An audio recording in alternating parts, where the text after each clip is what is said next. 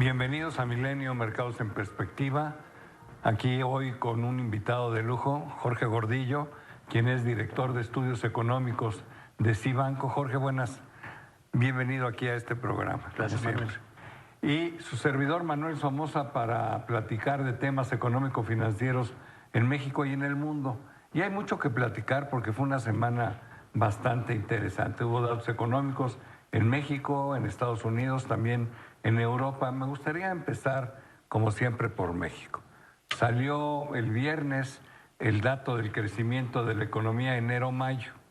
Y el dato que salió, pues a mí no me gustó, sobre todo después de que también salió el mismo viernes el dato del crecimiento de la economía norteamericana en el segundo trimestre del año, ¿no? Entonces, empecemos con México. ¿Cómo viste el dato de menos 0.3% de crecimiento del PIB acumulado en estos 5 meses? Es el crecimiento anual de mayo. Es menos 0.3, es débil, es contrastante. Es nada más del mes. Es de nada más del mes. 0.3 es nada más del mes. El acumulado del año... Va a 0.3 arriba. Ok. Prácticamente cero. Cero, claro. Y esa es una muestra de que lo que tenemos el dato ya del segundo trimestre, el miércoles 31 sale el dato del PIB de México. Y bueno, nos da una idea este dato de mayo de que la economía, pues prácticamente eso es lo que va a crecer, 0.3, 0.4 en el semestre, prácticamente estancada. Y la discusión, por supuesto, va a ser si acumula 2 trimestres cayendo, si es técnico, no. La verdad es que el sentimiento de recesión, lo hemos comentado en semanas anteriores, lo tenemos. Se ha ampliado la debilidad de la economía a varios otros indicadores, sobre todo los de inversión, que son los que más preocupan, porque esto es lo que ha procurado que varias agencias sigan deteriorando sus expectativas, porque no ven luz hacia adelante, ¿no? Además, si no es recesión, se siente como si fuera, ¿no? Se parece muchísimo lo que estamos viviendo y lo ves, los datos del empleo son muy malos, la construcción sigue tirada, el desempleo, por lo menos en esta gran urbe que es la Ciudad de México, es increíble, ¿no? Lo que está pasando y la economía está estancada. A mí lo que me preocupa es que el gobierno no lo ve así.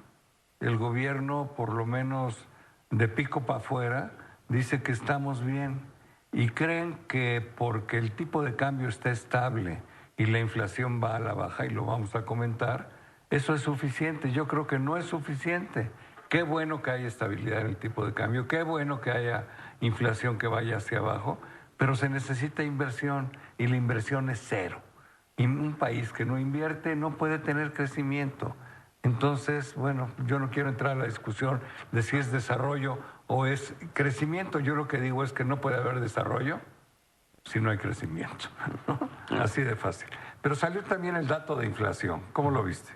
El dato de inflación fue en línea con lo que esperábamos, continúa bajando en términos anuales, 3.83. Ya está en el rango del Banco de México en su meta. Por supuesto, está reflejando esta debilidad económica, por eso no necesariamente es el mejor indicador para decir que estamos bien. También está reflejando que las empresas y los comercios no pueden subir precios porque no tienen demanda suficiente. Así es. Entonces, lo que sucede con este dato de inflación es que sí abre o deja la oportunidad a Banxico, por la debilidad de la demanda y por su rango de inflación, a que pueda bajar tasas de interés en los próximos meses. Sí, ojalá y eso suceda.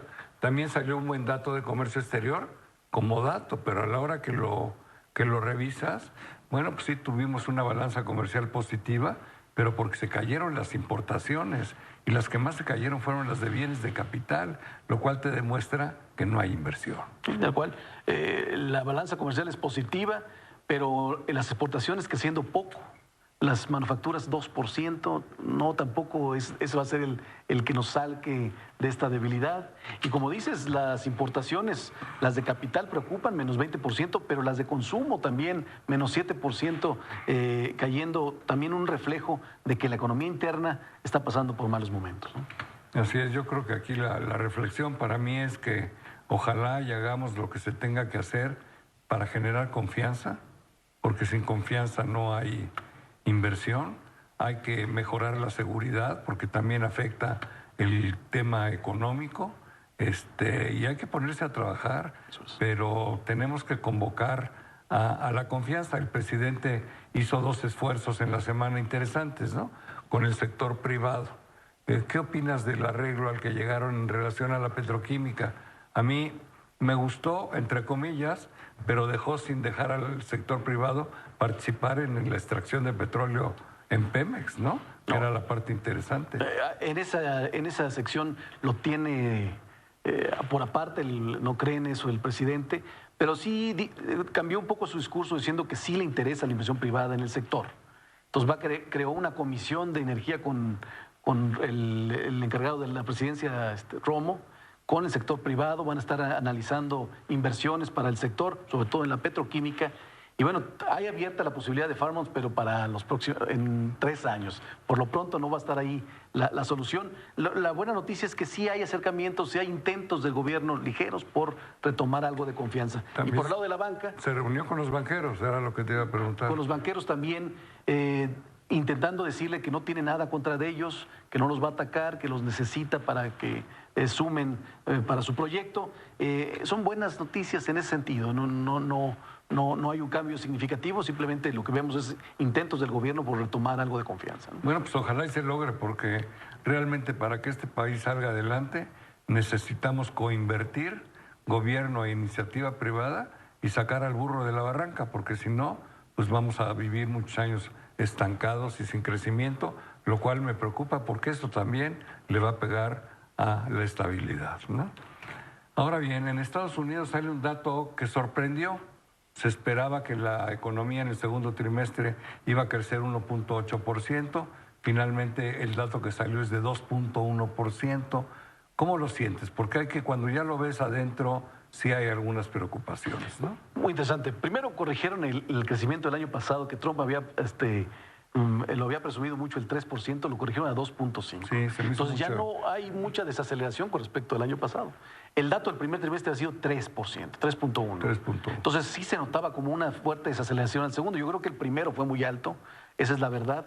Pero este dato de 2.1 implica muchas cosas. Primero, el consumo está muy sólido en Estados Unidos, arriba de 4% de crecimiento. 4.6%, eso es increíble. Hay confianza. El último dato que salió incluso de bienes duraderos fue positivo, fue bueno. Y la preocupación, donde lo que ha logrado el cambio de la discusión o del discurso del Banco de la Reserva Federal, viene por el lado de la confianza o de la expectativa hacia adelante. Le preocupa este discurso de confrontación comercial con China, le preocupa la debilidad en el mundo.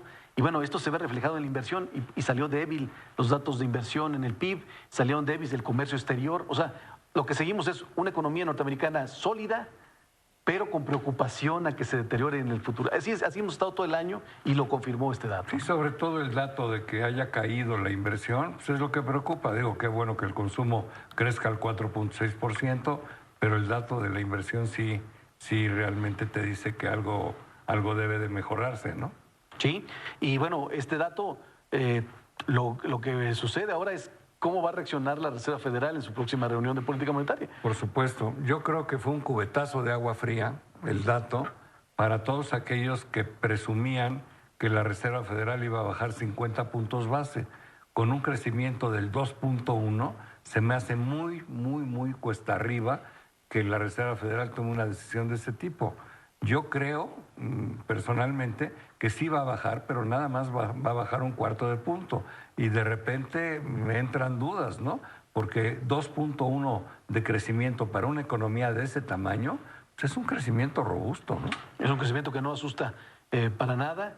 Y la cuestión aquí es, la pregunta del millón es, ¿estamos ya al borde de una crisis mundial económica? Eso es lo que a la gente le preocupa o los inversionistas le preocupa. Hay un riesgo de debilidad en Europa, más claro, pero en Estados Unidos todavía no está muy claro y esto puede ser que no se dé en el corto plazo. Entonces vamos a estar muy atentos y esto va a cambiar, por supuesto, la decisión de la Fed hacia adelante, si va a continuar, si le da el 25 puntos base de baja y va a continuar bajando o nomás le dio uno solo tratando de ver cómo va la economía. Esta semana va a ser interesantísimo lo que va a suceder. Todo el mundo vamos a estar esperando el dato de la Reserva Federal que sale el día miércoles y donde yo me mantengo en que puede bajar 0.25, no 0.50, ¿no? Es nuestra estimación también. Sí. Ahora bien, en Europa también hubo reunión del Banco Central Europeo y yo creo que el mercado esperaba noticias más contundentes del banco, ¿no? Y simplemente lo que dijo fueron intenciones, ¿no? No sé cómo lo sentiste. Tal cual. Todo el mundo esperaba que cambie un poquito el discurso del Banco Central porque hemos visto débil, mucho más débil la zona en Europa. Y el discurso fue que abre la oportunidad de a lo mejor volver a estar en su programa de comprar activos o volver a bajar, o retrasar su aumento de tasas hacia adelante. Pero el mercado, de alguna manera, eso ya lo tenías contado, quería escuchar números, fechas y montos, ¿no? Que no se dieron, ¿no? Algo que sucedió en Europa, que no creo que sea una buena noticia, es que Boris Johnson haya quedado como primer ministro de Gran Bretaña. Cuando lees el currículum de este personaje, digo, a mí de veras me fui para atrás, porque lo menos que es tramposo, es mentiroso, es poco confiable. Me parece rarísimo que un personaje de esa categoría haya llegado a ser el primer ministro de Gran Bretaña. Bueno, no es el único, ¿no? Por ahí andan otros, ¿no? Sí, bueno, esa es como la tendencia que hemos observado. Por supuesto, este es nuestro candidato que más nos preocupaba al mercado financiero. Su discurso ha sido diferente. Entró diciendo que va a buscar una conciliación para el Brexit, porque el miedo que teníamos que llegara a que buscara de inmediato un Brexit duro. Pero, como dices, es un cuate inestable que puede, en la negociación, poder romper o generar algún... Sí, yo creo que las probabilidades de un Brexit duro se incrementaron con la llegada de él. Europa ya le marcó una línea diciendo que no van a renegociar lo ya negociado, o sea que los europeos no se van a mover. Pero yo no creo que sea una buena noticia que haya llegado Boris Johnson a ser primer ministro de Gran Bretaña. Y eso le suma a toda la preocupación o este ambiente de preocupación en el mundo o ambiente de posible recesión, ¿no? Pues eso es lo que tuvimos en esta semana, que fue muy interesante. La semana entrante también va a estar más interesante. Jorge, muchísimas gracias, pero sobre todo gracias a ustedes por estar aquí todas las semanas con nosotros en Milenio Mercados en Perspectiva.